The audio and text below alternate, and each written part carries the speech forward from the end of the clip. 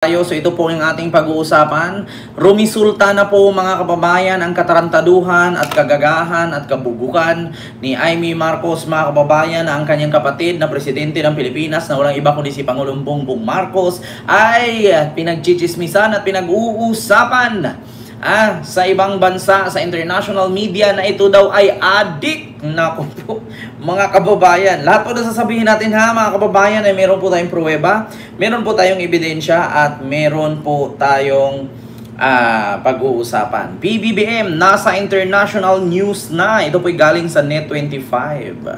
Ayun mga kababayan, pakinggan po natin ang Net25. Wait lang po mga kababayan. Buksan ko ulit. Kasi, ayan, ito po mga kababayan. Buksan natin ni 25. Muling naibalita ang malaking rallying ito sa iba't ibang panig ng mundo. Pero this time, sa pangalawang araw, ang lamanan ng headline, ayon ng speech ni Senador Imee Marcos. Ganun. Pinika po ng international news platforms at in-report ang mga nabanggit ng senadora sa naturang rally. Ayan sa Al Jazeera. Ayan Al Jazeera. Philippine President Marcos rejects sister accusation of chronic drug use. Pero ito ay kinuha na yung sagot ng Malacanang. Sa iba pang Ma'am Litreyes, hello po. Narinig nyo mga kababayan na si PBBM po ngayon, ito, sabi ng Net25 sa Al Jazeera, dito tayo sa Al Jazeera, according dito sa Al Jazeera, mga kababayan, ayan po, Al Jazeera po yan. According po dito nakalagay, Philippine President Marcos rejects sister accusation of chronic drug use. At dito naman mga kababayan sa Daily Journal, Philippine President Ferdinand Marcos Jr. rejects his sister's accusation his drug use or his use of cocaine. Philippine President Ferdinand Marcos Jr.'s sister has publicly accused him of being a long-time drug addict whose alleged cocaine dependence has led to problems in his governance including corruption. Diba? Ma'am Leticia Villamil, maraming salamat po. Kay Aris Di Guzman, maraming salamat po sa inyong mga pagpapalipad. May kalab shoutout po. At sa mga nagpapashoutout po dyan, kay Ma'am Juicy Lynn, ayan, and kay Sir Daniel Parado, ayan, may kalab shoutout po. And kay Siguday Prayante, may kalab shoutout po. And kay Darling Tan, and kay Pao Rosimoilo po. So ito po mga kababayan, kitang-kita po. So nakakahiya po talaga mga kababayan. Alam nyo, sa totoo lang mga kababayan, hindi po ako nahihiya kasi hindi naman po ako ang presidente. At pangalawa, hindi po ako kamag-anak ng presidente. Ang nakakahiya po dito mga kababayan ay ang mismong kanyang kapatid. Di ba? Sa totoo lang mga kababayan, hindi naman natin ikakahiya ito bilang Pilipino kasi nga hindi naman tayo parte. Hindi naman tayo ang presidente. Ang nakakahiya dito mga kababayan ay itong magpamilya. Di ba? Hindi ba kaya ito naisip ni Imee Marcos mga kababayan? Hindi kaya ito naisip ni Imee na ano kayang impact nito? Ano kaya ang consequences? Ano kayang mangyayari dito in the end of the day, in the end of the time, actually mga kababayan, wala naman akong problema kung ipapahiya ni Imee ang kanyang kapatid, ang kanyang pamilya. Ang problema lang kasi kawawa po yung mga kababayan natin, mga OFW. Hindi lang po si PBBM dito mga kababayan ang kawawa. Kung meron ka pong mga kaibigan na mga OFW dyan, lalong-lalo na, alam nyo sa totoo lang, naalala ninyo yung nakulong si Digong? Ang dami pong mga kababayan nating OFW na nabubuli. Yes, totoo yan. Sasabihin agad, what do you think? Anong masasabi mo? Anong reaction mo na ang dati yung presidente na pinipraise ninyo? Ginagawa ninyong santo, sinasabihan ninyong magaling na presidente, nakakulong ngayon. Di ba? Alam niyo, totoo lang mga kababayan, marami pong mga OFW ang nabubuli ng mga kapwa nila dyan na mga OFW, ang mga overseas worker, lalong-lalo na, ito I will tell you frankly mga kababayan, ang nanay ko isang OFW din. At sa trabaho ni mama bilang isang OFW, nagdi-DH siya noon, meron siya mga kasamang Nigerian, meron siya mga kasamang mga Indonesian, meron pa mga kasamang mga Bangladesh, mga Indian, mga babae. Alam mo mga kababayan, itong mga Indian, itong mga Nigerian, ito yung mga number one sa mga kalaban ng mga OFW natin, mga DH worker dyan. Totoo yan, Ako nagsabi sa inyo kasi si mama, na-experience yan ng mama ko. Nung nasa sa Bahrain siya, ang kasama niya is Nigerian. Alam niyo ba yung Nigerian, napakasipsip. Sobrang sipsip, tamad, tapos alam mo, napaka-inggitera. Alam niyo, nagbabatuhan pa sila ni mama ng planggana. Ma'am Reza Midives, mega love shoutout po. Maraming salamat sa iyong palipad. Totoo yan mga kababayan. Tapos kapag ka nagsagutan sila, alam niyo ang sasagot agad, yung bansa mo, ganito, ganyan, dugyot, marumi, ganyan, ganyan. Paano pa, pag may mga kasamahan ka dyan sa trabaho mo, tapos kaalitan mo, mag-aaway kayo, magsasagutan kayo, hindi yan maiiwasan mga kababayan, na meron po tayong mga OFW na may mga kasama po sila sa DH na mga taga-ibang bansa, mga ibang lahi. Oo. Alam niyo, number one, itong mga Nigerian, mga Indian, mahilig ito manonood ng mga balita sa bawat bansa. Kasi kapag makaaway mo yan siya, syempre isi-search nila yung ano ba yung Pilipinas? Ano ba itong ganito? Ano ba yung ganyan? Tapos malaman nilang ganyan-ganyan. Tapos alam niyo, gagamitin nila yun. Yung problem sa Philippines about politics, about ganito. Gagamitin nila yan dun sa mga Pilipinong OFW na kaaway nila. Tapos pagka nagsagutan yan sila, kita mo, kaya pala hindi kami nagaganon kasi yung presidente ninyo ganyan. Hindi na kami nagtataka. Gaganon agad sila, nabubuli sila, di ba? Ilang ano yan, hindi lang yung pamilya ng mga OFW ang kanilang iniisip, pati ang kanilang dignidad. Bilang isang OFW, nabubuli sila sa kagagahan ni Aimee. Kita ninyo mga kababayan, maraming salamat po sa mga nagpapalipad. Mama Jorda, yan, mega love shoutout po. Si PBBM addict sa pagtatrabaho sa taong bayan. Si Aimee got too big mouth. Marites. Diba, Ma'am Lermalin? Mega love shoutout po. Di totoo na addict si PBBM. Ang totoo, BP ay luka-luka. Diba? Grabe mga kababayan, kawawa po talaga, no? Itong si PBBM.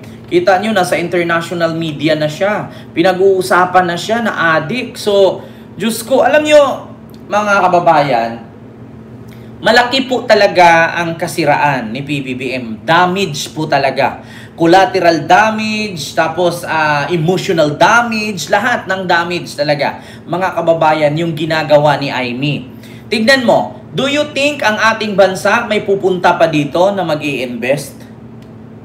Kung malaman nila na ang presidente ay ganun, mababawasan. Sa totoo lang mga kababayan, mababawasan yung tiwala, mababawasan yung respeto, at higit sa lahat, mababawasan yung negosyo na papasok sa ating bansa. Kasi bakit? Paano ka mag-i-invest dito ng milyon-milyong dolyar?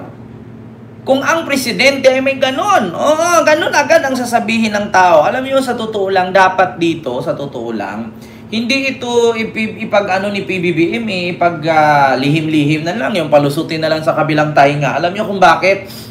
Sa susunod kung meron namang another Marcos na maging Pangulo, tapos si Aimee buhay pa, ganyan, uulitin niya yan hanggat hindi nyo gawa ng leksyon. Hanggat hindi niya gawa ng tawag dito, hakbang ito, mananatili si Aimee. Ginawa na niya yan eh.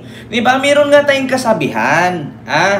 Kaya nga niyang pabaguhin yung baba niya, yung ugali niya, hindi.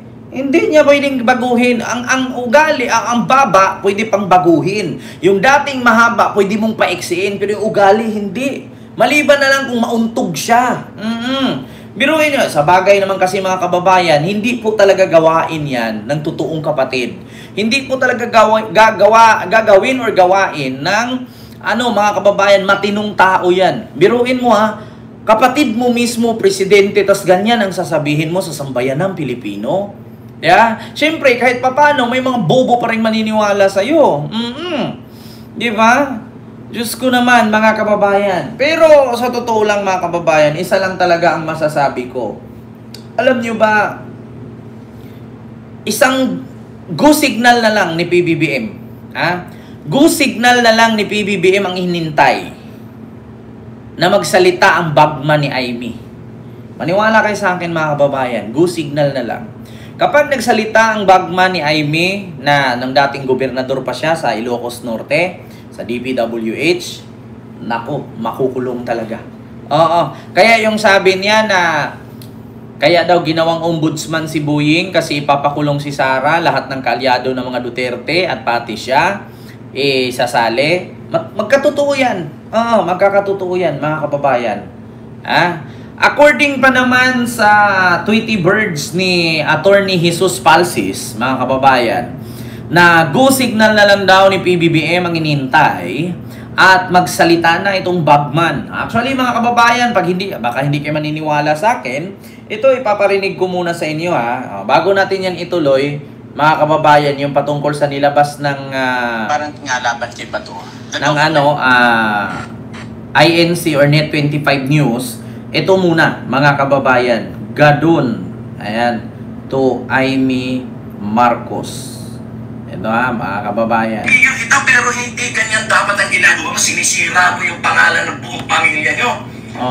Bakit? Kasi meron kang nahuhulinigan na yung iyong Batman. Diyan sa DPWH ay malapit na raw kumanta. Ayan. Yan ang kadahilanan, mga kababayan. Yan po ang isa sa mga rason kung bakit si Manang ay dumadaldal. Yan po ang isa sa mga rason kung bakit si Manang ay nauuna na. Kasi nga, ang sabi mismo ni Atty. Larry Gadon, magkaibigan sila. Malamang, maniniwala ako kay Atty. Larry Gadon. Bakit? Magkaibigan sila di ba? Friend or best friend knows best, di ba? So, ngayon, mga kababayan, natitiktikan na daw kasi ni Manang, Amy, na ang kanyang bagman sa DPWH noong siya pa ang gobernadora ng Ilocos Norte ay magsasalita na. So ngayon, siguro itong bagman ni Amy ay hawak na siguro bago man niya ipatigok, bago man niya ipatarget, bago man niya ito ipapatay, kung sakali man, siguro nakapag-testimonya na video na. Nako po, mga kababayan. Continue natin. Sa aking pagkakaalam sa mga media circle ay malapit na kumanta yung iyong bagman dyan sa Ilocos, yung mga DPWH projects na yan. Nako, diba? Kita nyo, mga kababayan? Nako, kaya naman pala, kung naalala ninyo, mga kababayan noon, sino ba yung mga unang pumuputak-putak? Ending, nakukulong. Ending, may mga problema pala. Sino ba yung mga malakas pumutak dyan ng mga politician? Sino, mga kababayan? Diyos ko, ayan, Angel Tumagos, ito, tuwang-tuwa ang lola ko kapag pinapanood ka. Salamat po, ma'am. Diba? Ma'am Arlene Moriano, hello po. Ala, Diyos ko, mga kababayan, nakapakanggigil talaga tong sakim, di ba? Oo, Ma'am Glee 14, maraming salamat po sa iyong super sticker. Thank you so much po. Naku, kita nyo, mga kababayan, Continue natin, continue! Ano bang kadahilanan? Sa aming narinig din na si Diskaya pala ay contributor sa campaign mo na... Nako, pati pala si Diskaya. Contributor ni Mangga. Nako, hala, Diyos mio Marimar. Hala, ayan, sinabi ko sa inyo. Kita ninyo? Pati pala itong mga Diskaya, contributor. Magkano kaya ang natanggap ni Manang? Hala ka, Diyos mio Marimar. Anak ni Jesus, di ko alam sino kumadrona ni Baba. Buti nung pinanganak ito si Amy, una yata pa. Kasi kung una ang nguso, una ang baba, naku, laki hiwa.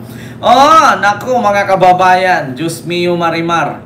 Hala, nako, pagkakaalam ko pa naman, mga kababayan, hindi naman po pwede na si Amy gawin nating state witness. Kasi ang pagkakaalam ko, once na gawin kang state witness, lahat ng ari-arian mo babawiin ng gobyerno.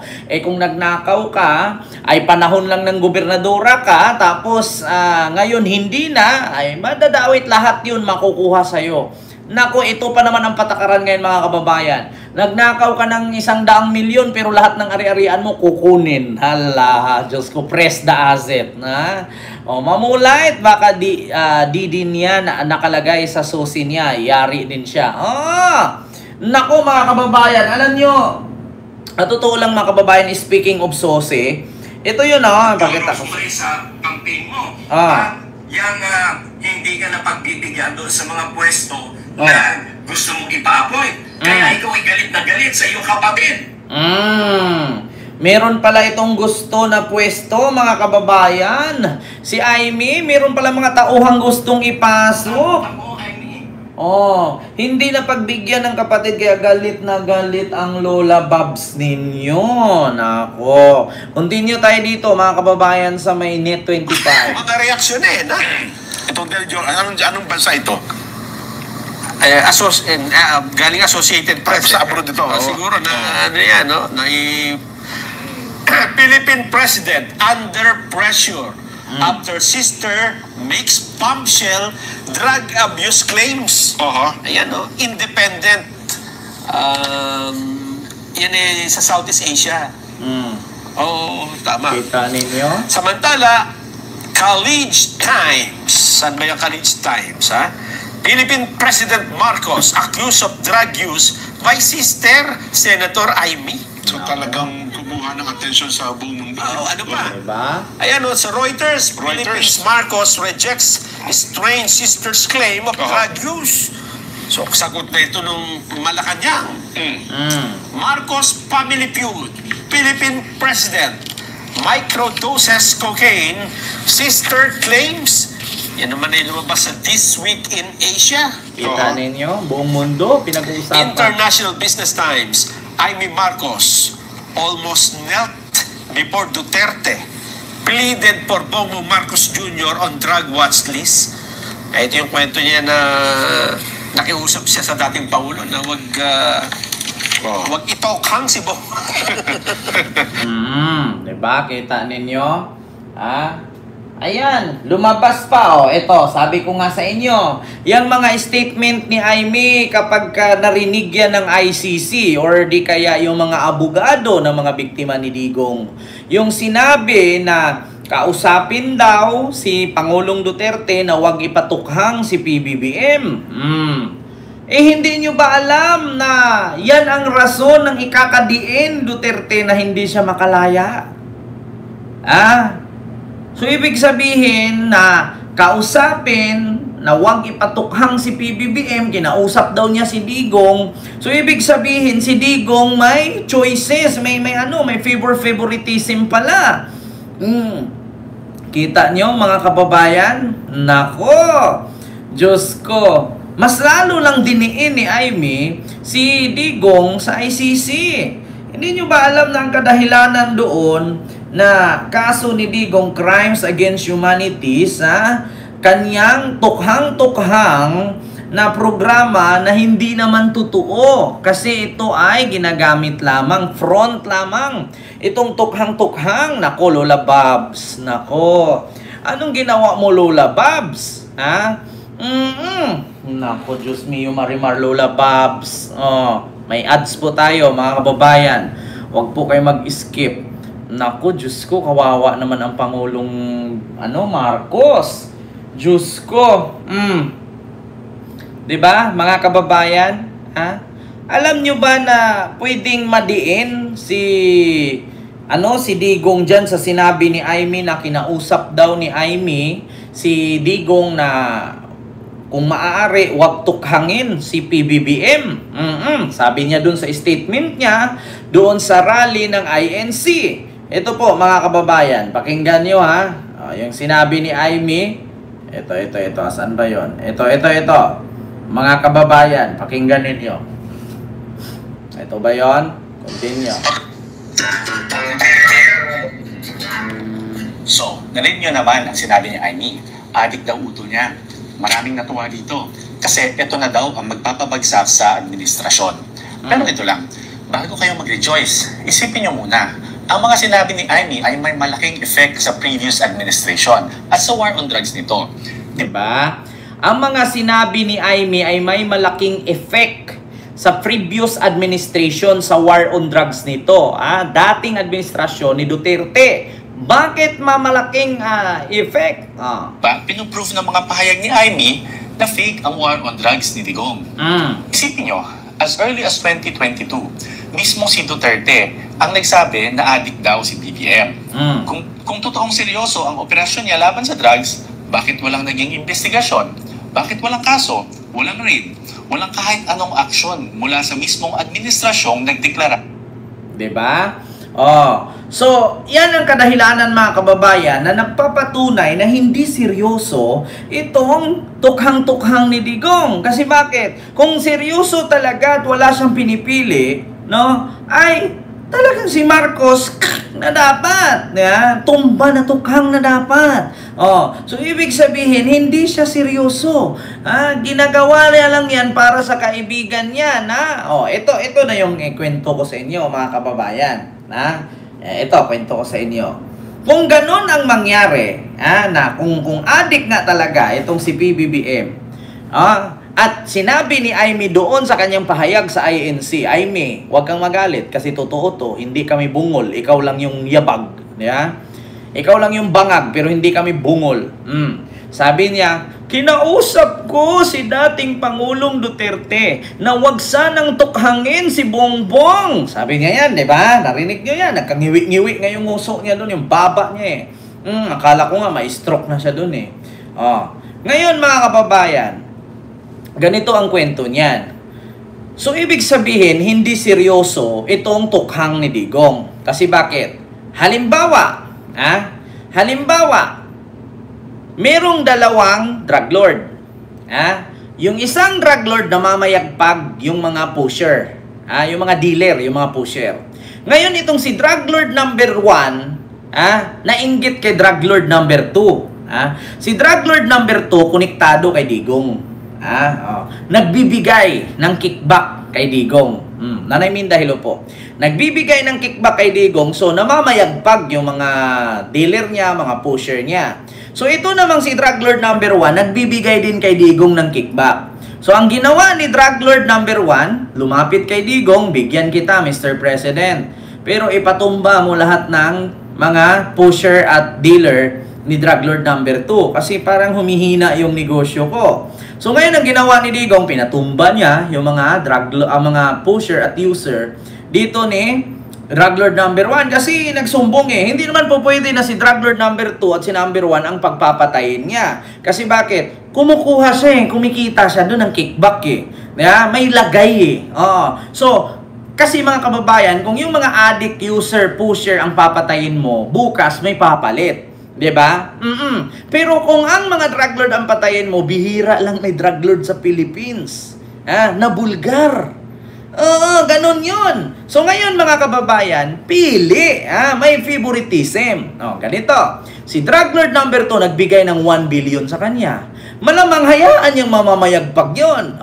Ang gagawin niya, papatayin niya itong mga pusher at user ni drug lord number 1. Kasi nga, para ang sabihin, against siya sa drugs, pero kumukubra siya dito kay drug lord number 2. Ngayon, nung napansin ni drug lord number 1, magkano ba? Bidding-bidding yan nagbigay pala 1 billion si drug lord number 2. Sige, gawin ko 2 billion. Ito. So, ang gawin na naman ni Digong ngayon, papatayin na naman niya yung mga kakompetensya ni drug lord number 1 na si number 2.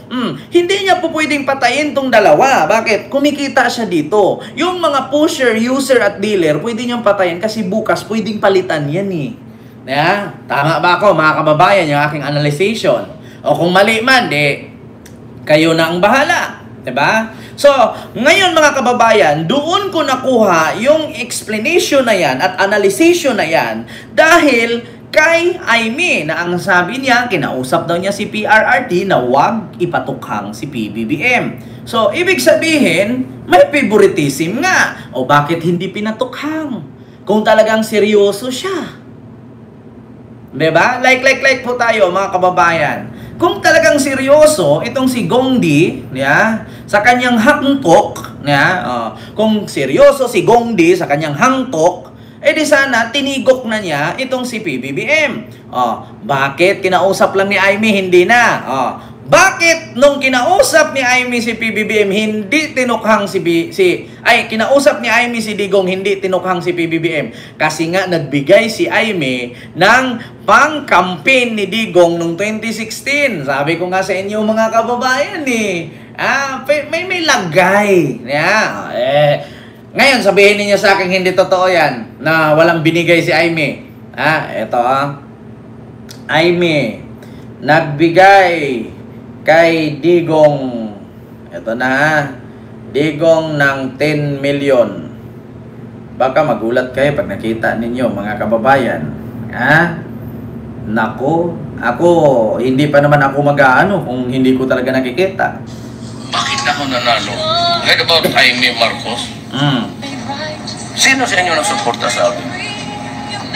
Wala akong barangay captain. Wala akong congressman. Wala akong pera. Si Jaime pa ang nagbigay. Sabi niya, inutang daw niya.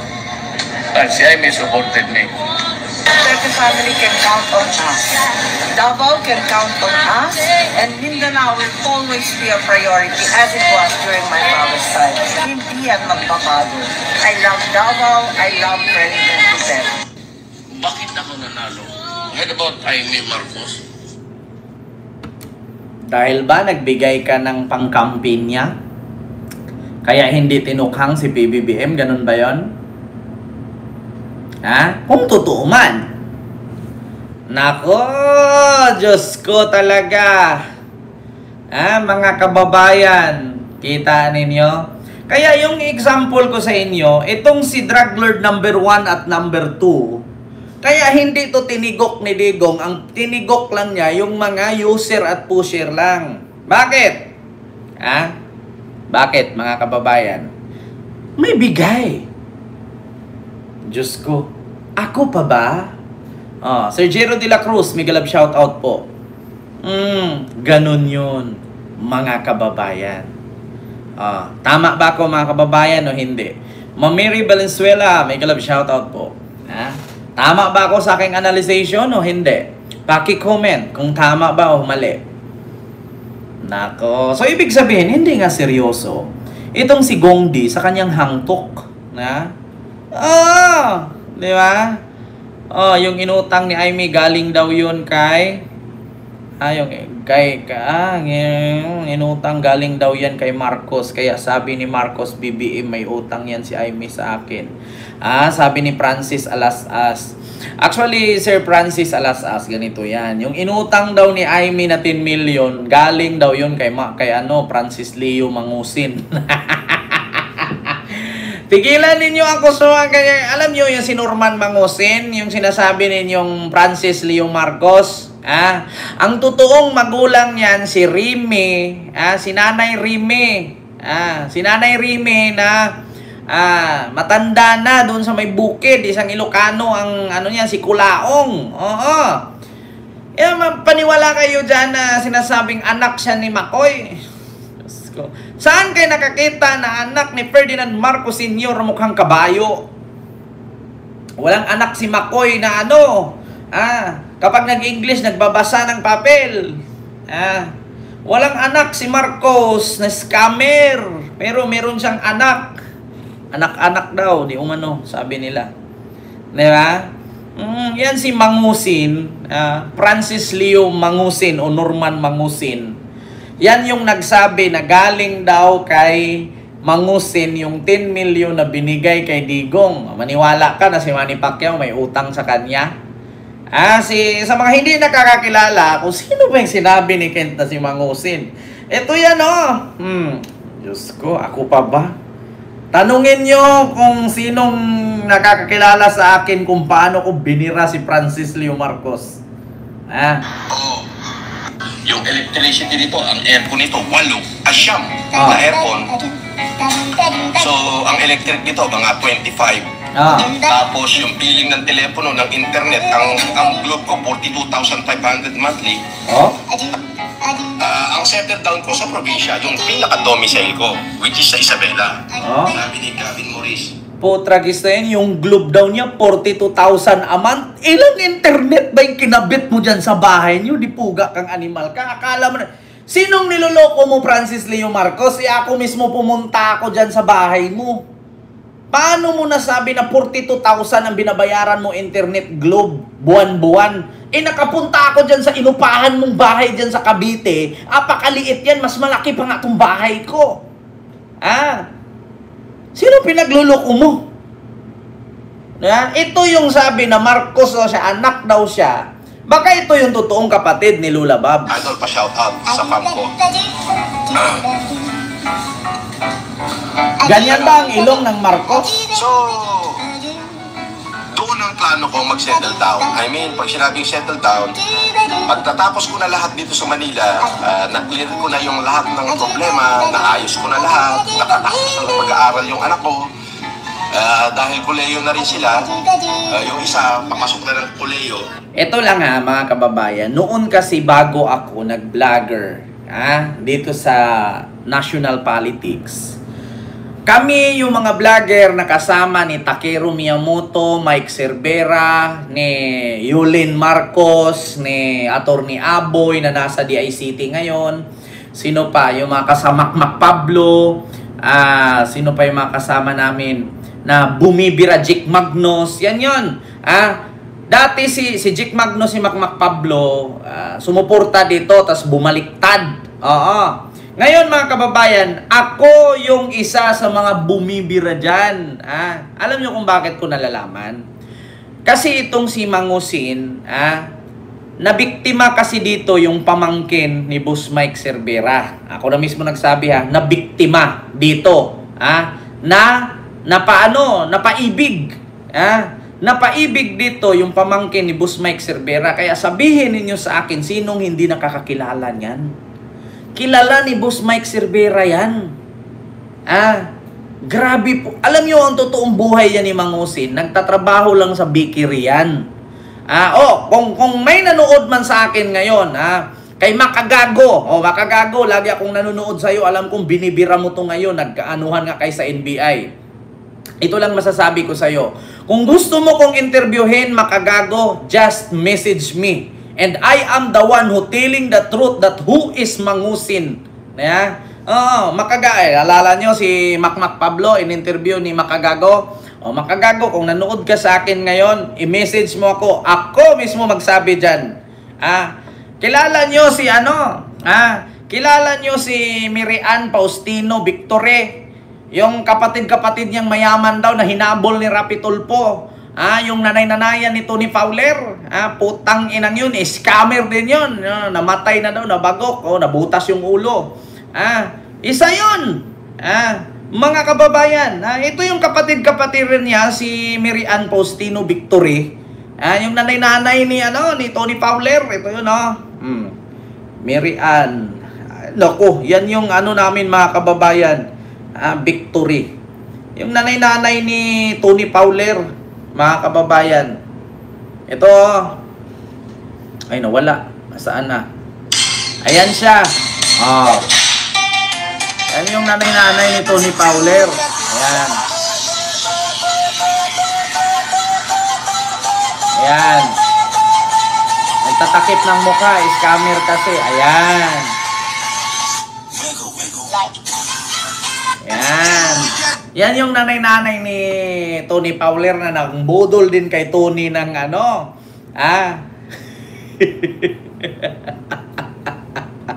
si Duna at Anino tagtanggal. Hindi po. Walang kinalaman si Duna dyan. Walang kinalaman si Anino dyan. Kasi nung time na bumira kami niyan, wala pa yan sila, ma'am. Kami yung una, yung United Talino Warriors. Kami nila Boss Mike Cervera, nila Takeru Miyamoto, ni Bungo TV. Yan yung mga bumibira dyan. So yun lang mga kababayan. Siguro yan yung kapatid ni Jaime, si Norman Mangusin. Diyos ko, sino pang hindi nakakilala yan? Nakulong nga yan. Ay, naku, ako pa ba? My God, I am the first vlogger of them. Of him pala. Ayan, mga kababayan. Diba? Si Bagtet. Yun, si Bagtet. Kasama namin si Bagtet. Si, diba? Sa Talino Warriors. Diba? Sino hindi nakakilala nung kasagsagan nung, kayong mga mayayaman, yung mga bigas ninyo, huwag kayong mga supot. Diba? Yan, nagpapakain yan. Lahat ng nakikita yung kalupaan hanggat marating ng inyong mga paningin, akin yan. Putang ina mo. Suntukin yung uso mo. Kita mo, mura ka. Yung ilong mo pa naman, parang puwet ng manok.